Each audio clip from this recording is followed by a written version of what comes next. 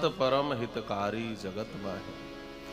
भगवान इस दंडकारण्य में संतों का दर्शन करते हुए भ्रमण कर रहे हैं।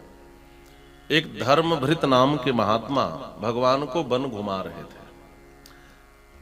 एक सरोवर के पास जब भगवान गए तो उनको सरोवर के भीतर से सुंदर संगीत की ध्वनि सुनाई पड़ी, बढ़िया तबले की ताल सुनाई पड़ी, आवाज सुनाई पड़ी, नूपुर आदि की झंकार सुनाई पड़ी। अब भगवान खड़े होकर के देखने लगे, कहा कहीं कुछ दिख नहीं रहा है, न कोई बजाने वाला न कोई गाने वाला।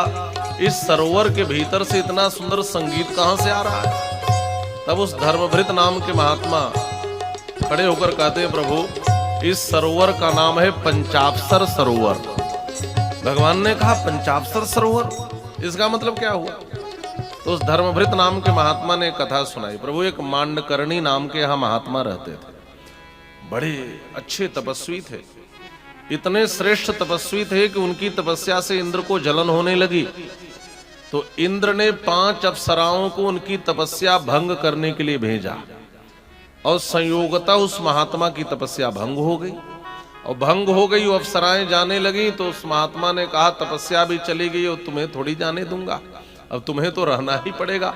तो उन 5 अप्सराओं को उन्होंने रख लिया और रख करके अपनी तपस्या के बल से युवावस्था को प्राप्त किया और अपनी तपस्या के बल से इस सरोवर के जल को उन्होंने स्तंभित कर दिया है और इसके नीचे उन्होंने तपस्या के बल से ही सुंदर महल बनवाया है। और वो 5 अप्सराएं भीतर नाचती हैं, खूब सुंदर संगीत होता है और महात्मा भीतर झूमते रहते हैं। महाराज इस सरोवर का नाम है पंचाप्सर सरोवर। भगवान हंस पड़े, वाह बड़े विचित्र विचित्र महात्मा यहाँ पर है। महाराज वहीं से प्रणाम करके ठाकुर जी आगे बढ़ गए।